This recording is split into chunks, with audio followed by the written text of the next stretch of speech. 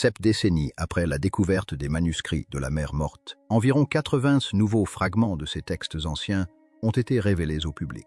Des portions de ces manuscrits sont exposées au Musée de la Bible de Washington, levant ainsi tout voile d'obscurité et accessibles à tous. Et si les manuscrits de la mer Morte cachaient un secret depuis près de 2 ans, et qu'il ait fallu l'intelligence artificielle pour enfin le découvrir. En 1947, un berger bédouin nommé Muhammad Edib cherchait une chèvre perdue parmi les falaises surplombant la mer Morte. Il jeta une pierre dans une grotte obscure et entendit un bruit inattendu, celui de poterie qui se brise. Paoui. Intrigué, il y pénétra et découvrit des jarres d'argile scellées, contenant d'anciens rouleaux restés intacts pendant des siècles. Ce sur quoi il était tombé allait devenir l'une des découvertes archéologiques les plus importantes de l'histoire de l'humanité. Ces manuscrits, aujourd'hui connus sous le nom de manuscrits de la mer Morte, contenaient environ 25 fragments de cuir, de parchemin et de papyrus. Parmi eux figuraient les plus anciens exemplaires de textes bibliques jamais découverts, des documents écrits plus de 1000 ans avant nombre des versions utilisées aujourd'hui. Ils offraient un aperçu extraordinaire de ce à quoi ressemblaient les Écritures, avant que des siècles de traduction, d'édition et de débats théologiques ne façonnent les textes que nous connaissons aujourd'hui. Mais en 2026, des chercheurs ont décidé d'examiner les rouleaux d'une manière totalement nouvelle. Au lieu de s'appuyer uniquement sur des historiens et des linguistes, ils se sont tournés vers une intelligence artificielle avancée, capable de détecter des schémas invisibles à l'œil nu. Avant de vous révéler ce que l'IA a découvert dans ces textes anciens, n'oubliez pas de liker et de vous abonner, car ce que vous allez entendre a suscité de vifs débats parmi les chercheurs, les historiens et les spécialistes des religions du monde entier. Ce que le système a mis au jour n'était pas une simple erreur de traduction. Selon certains experts, cela pourrait changer notre compréhension des origines de certains des écrits les plus influents de l'histoire. Voici ce qu'il en est. Depuis 75 ans, les chercheurs reconstituent minutieusement les rouleaux à la main, comparant les fragments, faisant correspondre les écritures et reconstituant les passages déchirés lettre par lettre. Il s'agit de l'un des projets archéologiques les plus lents et les plus controversés de l'histoire moderne. Et ce travail a été entravé du début à la fin par le même problème. Les fragments sont minuscules, le texte est illisible et les recherches sont dispersées entre des dizaines d'institutions, de langues et d'idéologies théologiques. Personne ne pouvait avoir une vision d'ensemble, ni analyser chaque fragment simultanément.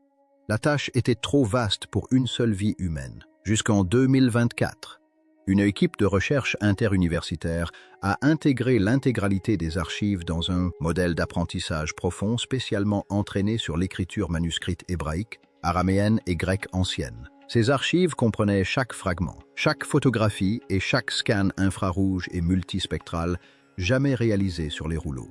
Ce que le modèle a révélé après 96 heures de traitement explique pourquoi les spécialistes de la Bible se réunissent discrètement à huis clos depuis début 2025.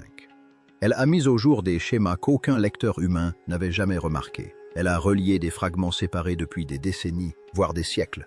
Elle a révélé des textes écrits sur les rouleaux, puis effacés, puis recouverts, puis enfouis sous 2000 ans de dégradation. Et une fois que vous verrez ce que l'IA a réellement lu dans ces parchemins, vous comprendrez pourquoi les personnes qui ont consacré toute leur carrière à les traduire ne sont pas pressées de publier la suite. L'histoire commence par une grotte qu'ils appellent la grotte de l'horreur. En 2021, des archéologues israéliens ont mené une expédition dans l'une des grottes les plus dangereuses et inaccessibles du désert de Judée, la grotte 8. Ce site avait été partiellement exploré des décennies auparavant, mais jamais entièrement fouillé. La grotte tire son nom des découvertes faites à l'intérieur lors des précédentes expéditions. Environ 40 squelettes, hommes, femmes et enfants. Des réfugiés juifs qui s'étaient beau cachés là pendant la révolte de Bar Kokhba contre Rome entre 132 et 136 après Jésus-Christ. -C. Les Romains les avaient suivis jusqu'à la grotte, avaient campé sur les falaises au-dessus et avaient attendu. Il n'y avait ni eau, ni nourriture, ni issue. Les réfugiés moururent sur place, pris au piège entre les soldats romains et une falaise de 75 mètres, préférant la mort à la capture. Leurs ossements restèrent dans la grotte pendant près de 900 ans, tout comme leurs manuscrits. L'expédition de 2021 a permis de récupérer environ 80 nouveaux fragments de rouleaux, de minuscules morceaux de parchemin, certains pas plus grands qu'un ongle, préservés par l'extrême sécheresse et la température stable de la grotte. Les fragments étaient trop endommagés, trop décolorés et trop fragmentaires pour être lus par les méthodes conventionnelles. Certains contenaient du texte, d'autres seulement des traces, et d'autres encore semblaient d'une vierge jusqu'à ce qu'ils soient soumis à l'imagerie avancée. Mais les chercheurs savaient ce qu'ils avaient découvert. Les fragments appartenaient au rouleau des 12, également appelé rouleau des petits prophètes.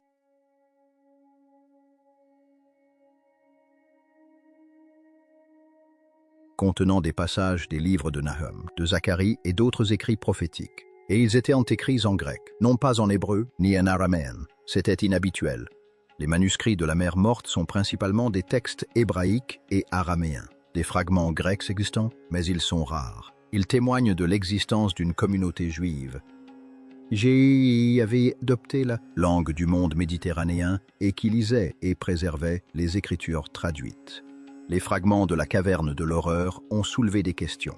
Qui étaient ces gens? Pourquoi conservaient-ils des écritures grecques dans une région hébraïque? Que disait réellement leur version du texte? Les méthodes d'analyse classiques pouvaient apporter des réponses partielles. Les chercheurs pouvaient identifier certaines lettres, faire correspondre certains fragments à des passages connus et proposer des reconstitutions par comparaison avec d'autres textes. Mais les fragments étaient trop endommagés pour permettre une certitude, trop effacés pour être fiables et trop fragmentaires pour une compréhension complète. Il leur fallait quelque chose de plus puissant que la vue et la patience humaine. Il leur fallait l'intelligence artificielle. L'analyse par IA a commencé grâce à une technologie d'imagerie qui aurait relevé de la science-fiction il y a une génération. Les fragments ont été scannés à l'aide de lumière visible à plusieurs longueurs d'onde. Elles ont été photographiées sous infrarouge, ce qui permet de révéler des encres devenues invisibles à la lumière normale. Elles ont également été examinées par imagerie ultraviolette, qui provoque une fluorescence différente de certains matériaux organiques, révélant ainsi des inscriptions invisibles à l'œil nu. Les images résultantes ont été intégrées au système d'apprentissage profond.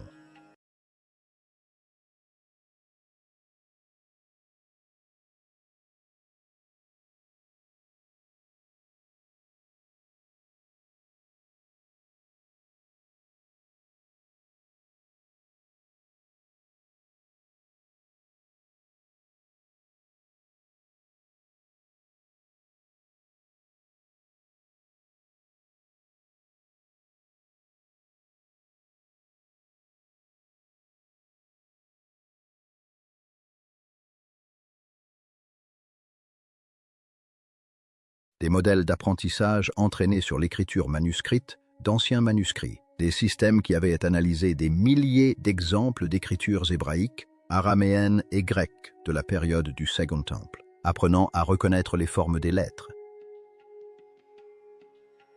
les habitudes des scribes et les schémas d'écriture qui pourraient échapper aux érudits humains.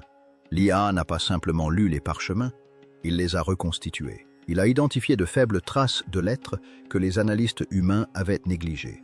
Il a rapproché des fragments séparés, des pièces qui s'emboîtaient sans bien, mais qui avaient été cataloguées dans différentes collections, étudiées par différents chercheurs, et jamais reconnues comme faisant partie d'un même document original. Il a détecté des palimpsestes, des textes effacés puis réécrits, conservant des versions antérieures sous des versions plus récentes. Il analysait l'écriture manuscrite avec une précision qu'aucun humain ne pouvait égaler, mesurant l'espacement des lettres au dixième de millimètre près, identifiant les variations de pression et détectant des différences subtiles dans la formation des traits qui indiquaient des scribes différents, des périodes différentes et des états émotionnels différents. Les résultats ont transformé notre compréhension du contenu réel des rouleaux et de ce qu'ils révélaient sur leurs auteurs. L'analyse graphologique a produit des résultats inattendus. L'IA a détecté des variations dans la technique des scribes, qui allaient au-delà de la simple identification des différentes mains. Elle a trouvé des preuves de la manière dont les scribes écrivaient, ainsi que des conditions physiques et peut-être émotionnelles dans lesquelles le texte a été produit. Un passage du livre de Nahum présentait une écriture irrégulière, précipitée et saccadée. L'espacement des lettres était incohérent. La pression exercée sur le trait variait considérablement. Les lignes s'écartaient de l'horizontale. L'aspect général suggérait un scribe écrivant rapidement sous la pression, sans l'attention minutieuse qui caractérisait d'autres parties du même rouleau. L'IA a signalé ces sections comme anormales. Des analystes humains ont examiné les résultats. Ce qu'ils ont vu n'était pas simplement une écriture différente. C'était la preuve de la peur. Les tremblements dans les traits des lettres, les marques d'hésitation là où la plume s'était arrêtée, le rythme irrégulier qui suggérait une main tremblante. Un écrivain qui avait froid, qui était malade ou terrifié. Quelqu'un avait écrit ces mots, alors que quelque chose n'allait pas. La caverne des horreurs prit soudain un sens nouveau. Il ne s'agissait pas de rouleaux produits dans des scriptoriums confortables, par des scribes professionnels, disposant de temps et de ressources illimitées. Il s'agissait de rouleaux copiés par des gens en fuite, des gens cachés, des gens qui savaient que les soldats romains les traquaient. Leur communauté était en train d'être détruite. Tout ce en quoi ils croyaient était effacé. Ils ont néanmoins préservé leurs écritures. Ils ont copié leurs textes sacrés dans des grottes, à la lueur des lampes, d'une main tremblante, tandis que l'empire qui allait les tuer campait sur les falaises au-dessus d'eux.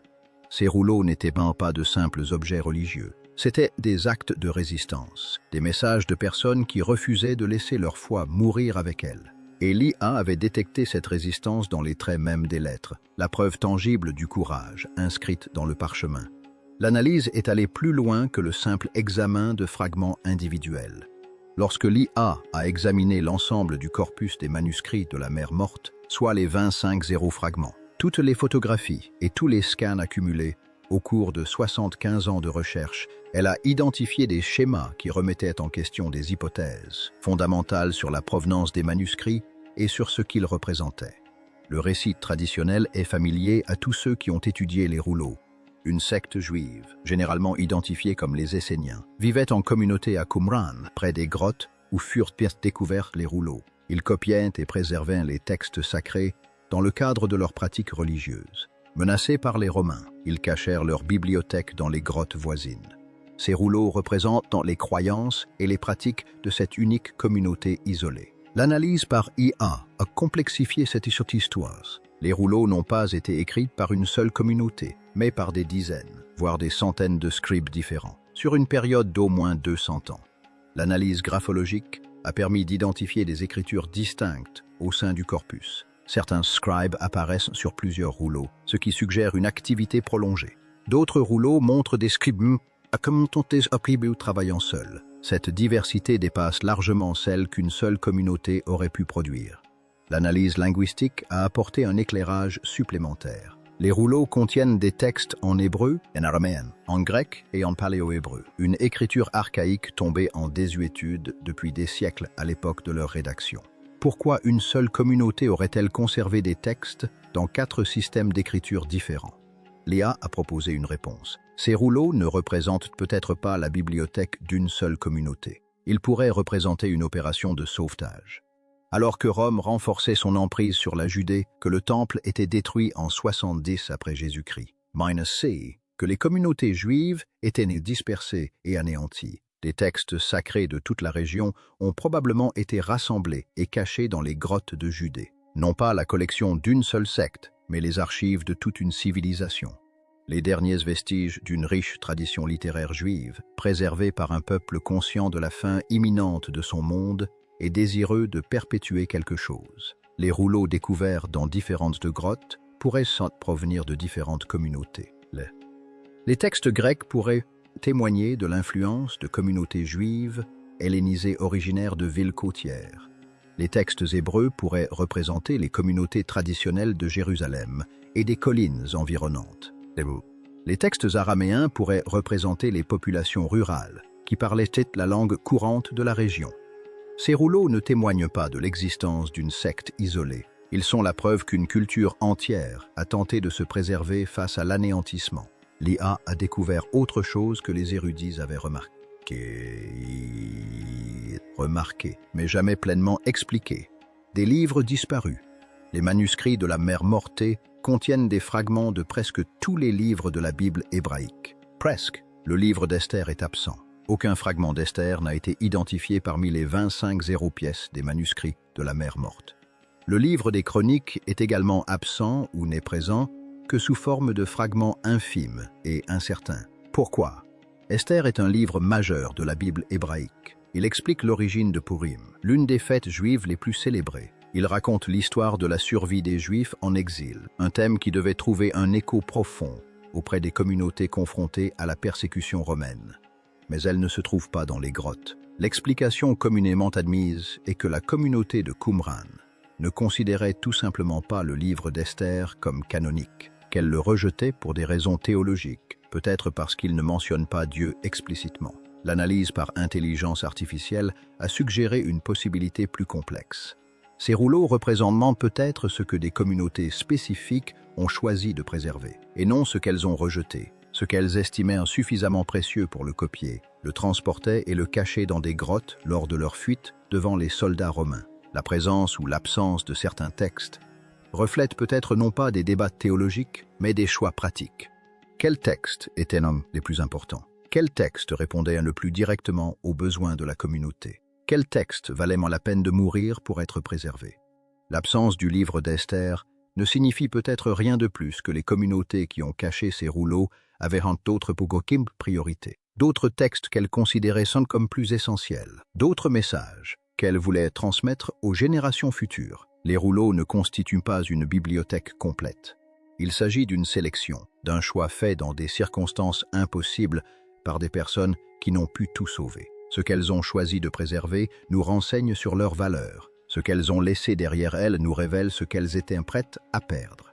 Les fragments grecs de la grotte de l'horreur ont révélé une autre découverte qui a des implications sur la compréhension de la formation des Écritures. Le texte ne correspondait pas exactement à la Septante. La Septante est l'ancienne traduction grecque de la Bible hébraïque, produite à Alexandrie, en Égypte, à partir du IIIe siècle avant notre ère. Elle devint la version grecque standard des Écritures juives, utilisée dans tout le monde méditerranéen et fut finalement adoptée par les premiers chrétiens comme leur Ancien Testament. Les fragments de la caverne de l'horreur contenaient un texte grec qui différait de la Septante standard, non pas de façon spectaculaire, mais de manière notable. Le choix des mots différait, l'agencement des phrases était différent. Certains passages semblaient avoir été traduits indépendamment et non copiés de la version standard. L'AA a détecté ces variations et les a comparées aux traditions textuelles connues. Il en est ressorti des preuves de diversité. Il n'existait pas une seule Bible grecque dans le monde antique. Il y avait de multiples versions, des traductions réalisées par différentes communautés à différentes époques, reflétant des priorités théologiques et des interprétations différentes de l'hébreu sous-jacent. Le même schéma se retrouvait dans les textes hébreux. Des fragments de livres bibliques ont révélé des variations par rapport au texte massorétique, la Bible hébraïque standardisée, qui a été finalisée des siècles après la dissimulation des rouleaux. Cette version sert de base à toutes les Bibles juives modernes et à la plupart des Anciens Testaments chrétiens. Certaines variations étaient mineures, comme des différences d'orthographe, d'ordre des mots, ou encore des erreurs et corrections de copistes. D'autres étaient importantes, comme des versets différents, des accents différents et des passages présents dans les manuscrits, mais absents de la version normalisée ultérieure. La Bible n'a pas été transmise comme un document fini. Elle a été façonnée au fil des siècles, éditée, débattue et révisée. La version que nous possédons aujourd'hui est le fruit des choix opérés par les communautés ultérieures. Choix des textes à inclure, des versions à privilégier et des lectures à normaliser.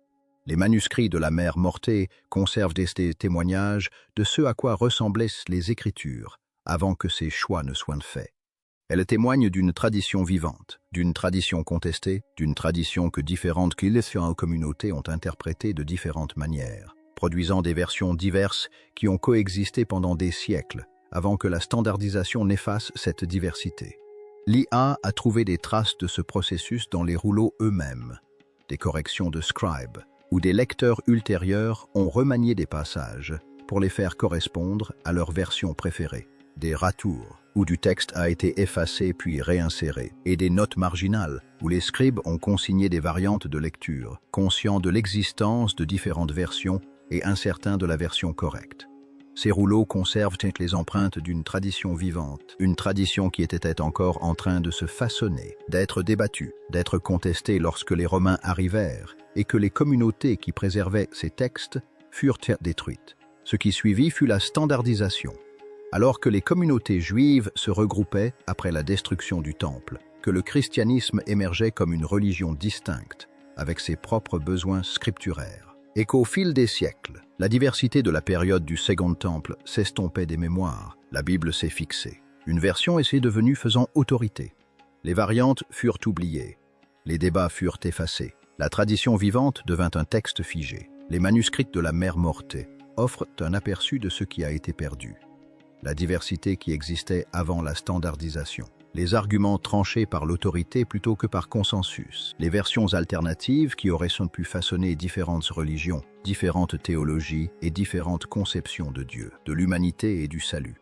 L'IA n'a pas découvert un scandale, elle a découvert l'histoire. L'histoire humaine, complexe et parfois chaotique, de la production et de la préservation des textes sacrés. Les rouleaux ne remettent pas en cause la foi. Ils révèlent que la foi a toujours été plus complexe que ne le suggère ce récit simplifié. Les gens débattaient des Écritures, ils les recopiaient en y apportant des variations. Ils faisaient des choix quant à ce qu'il fallait inclure et ce qu'il fallait exclure. Les textes qui allaient façonner les religions, lesquels allaient en façonner le monde, furent créés par les hommes. Ce processus était humain, il fut contesté, il fut politique, il fut motivé par la survie, par la croyance et par le désir désespéré de préserver quelque chose de significatif face à la destruction. L'IA a découvert un autre élément dans les rouleaux, des traces d'effacement. La détection de palimpseste a révélé des textes grattés et réécrits. Il s'agissait de versions antérieures que les scribes avaient effacées pour réutiliser le précieux parchemin, laissant de faibles traces sous l'écriture visible. Certaines de ces traces contenaient des variantes de textes connus. D'autres contenaient des fragments de textes qui n'apparaissent nulle part ailleurs dans le corpus des manuscrits de la Mère Morte. D'autres encore contenaient des passages que l'IA n'a pu associer à aucun document ancien connu. Les textes effacés ont peut-être été supprimés pour des raisons pratiques. Le parchemin était cher et sa réutilisation était courante. Ils ont également pu être supprimés pour des raisons théologiques. Des passages que les scribes ultérieurs considéraient comme obsolètes ou dangereux. L'IA ne peut déterminer l'intention. Elle ne peut que détecter une présence. Et ce qu'elle a détecté, ce sont des couches de textes superposées, des générations d'écriture, d'effacement et de réécriture, chaque couche conservant des traces de ce qui l'a précédé. Chaque couche reflète les priorités et les croyances de différentes communautés à différentes époques. Les rouleaux ne constituant pas un message unique, mais un palimpseste de messages, des voix qui s'expriment à travers les siècles, tantôt s'accordant, tantôt se contredisant, et parfois effaçant les propos des voix précédentes. L'intelligence artificielle nous a donné la technologie pour entendre ces voix. Pas toutes, pas complètement, mais plus que n'importe quelle génération de chercheurs précédentes n'a pu en entendre. Les fragments retrouvés dans la caverne de l'horreur, ces minuscules morceaux de parchemin conservés dans la grotte, où 40 réfugiés sont morts, plutôt que de se rendre à Rome, font partie de ce cœur. Ils ont été copiés par des gens qui savaient qu'ils risquaient de ne pas survivre. Ils ont été cachés par des gens qui espéraient que quelqu'un finirait par les découvrir. Ils ont été préservés pendant près de 2 ans dans l'obscurité et le silence. Aujourd'hui, l'IA alloue ce qu'ils ont écrit. Les lettres formées par des poignées de main, les mots préservés grâce à un courage inouï, les textes pour lesquels des communautés ont choisi de mourir plutôt que d'abandonner. Les manuscrits de la Mère Morte ont récemment été examinés à l'aide de l'intelligence artificielle. Et ce qui en est ressorti n'était ni un code caché, ni un secret perdu depuis longtemps. C'était quelque chose de bien plus puissant, une histoire humaine, l'histoire de la création, de la préservation, des débats et de la transmission des textes sacrés à travers les générations. L'histoire de communautés persécutées qui ont jalousement protégé leurs croyances, conscientes de leur possible disparition, tout en espérant qu'un jour quelqu'un découvrirait leurs écrits et en comprendrait le message. L'analyse des manuscrits par l'IA a mis au jour des schémas que les érudits avaient négligés pendant des décennies. Elle a révélé un niveau de diversité dans les textes anciens qui avaient été cachés sous des siècles de standardisation. De subtiles différences dans l'écriture, la langue et les pratiques de copie montraient que l'écriture n'était pas un document unique et immuable, mais une tradition vivante façonnée par de vraies personnes. Grâce à ces infimes détails, les chercheurs ont pu entrevoir les luttes, les convictions, les craintes et la détermination des scribes qui ont préservé ces textes. Il en est ressorti une compréhension plus profonde de l'histoire de la Bible. Les Écritures qui nous sont parvenues n'ont pas été constituées d'un seul jet. Elles ont été copiées, remaniées, interprétées et transmises par des générations d'individus soucieux de préserver ce qu'ils considéraient comme sacré. Ces manuscrits nous rappellent que derrière chaque texte se cachent des mains, des décisions et des sacrifices humains, loin d'affaiblir l'importance des Écritures. Ces découvertes la rendent encore plus significative. Elles révèlent sans l'effort extraordinaire nécessaire pour préserver la foi à travers les siècles. Ces récits montrent comment des personnes ont tout risqué pour protéger des écrits qu'elles jugeaient essentiels, garantissant ainsi l'accès à ces documents aux générations futures. Ceux qui ont caché des rouleaux dans des grottes reculées étaient conscients des dangers auxquels ils s'exposaient. Nombre d'entre eux savaient probablement qu'ils ne reviendraient jamais. Pourtant, ils ont soigneusement recopié les textes, les ont mis sous scellés et les ont confiés à l'avenir. Leur espoir était simple, que quelqu'un, un jour, les trouve et poursuive l'histoire. Cet espoir s'est d'abord concrétisé grâce au berger qui a découvert les grottes par hasard, puis grâce aux générations d'érudits qui ont passé des décennies à reconstituer des milliers de fragments, et maintenant grâce au système d'IA capable de détecter des détails trop subtils pour l'œil humain.